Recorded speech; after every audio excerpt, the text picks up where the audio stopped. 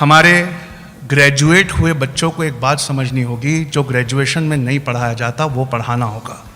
मस्जिद one movement में हर मस्जिद में हमको बच्चों की फ़िलॉसफी पे वर्क करना होगा, क्योंकि हमारी लाइफ की जो फ़िलॉसफी होती है ना, वो ये तय करती है कि हमारी लाइफ कैसे गुजरेगी, और जो हम नहीं जानते वो ये तय करता है कि हम क्या नहीं पा सकेंगे। किसी ने कहा था इग्नोरेंस इज ब्लिस, नहीं पता है तो बहुत अच्छा है। 2022 में ये फ्रेज चेंज हो गया है, ignorance is not bliss. Ignorance बिल्कुल ब्लिस नहीं है। मस्जिद वन मूवमेंट में और NGOs को सबसे पहले एक मुहिम चलानी होगी, ग्रेजुएशन के बाद किताबों को पढ़ने की आदत डालनी होगी।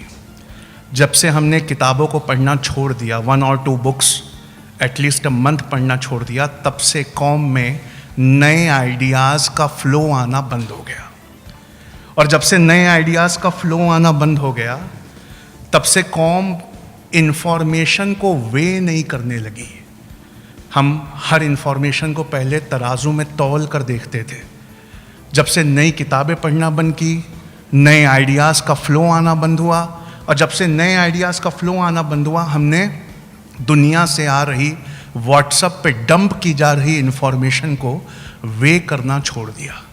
और जब से हमने इसको वे करना छोड़ दिया, हमें मेजर और माइनर इन चीज़ों में क्या डिफरेंस होता है ये पता ही चलना बंद हो गया। सबसे पहला जो हमारे वस्तानवी साहब बता के गए, हलाल और हराम, हमारे बच्चे को हमको ये सिखाना चाहिए। लेकिन उसके बाद एक और एग्जाम्पल होता है मेजर और माइनर। क्या मेजर है, क्या माइनर है?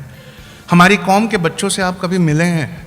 आप उनसे मिलकर देखेंगे वो माइनर चीज़ों पर मेजर वक्त ज़ाया कर रहे हैं।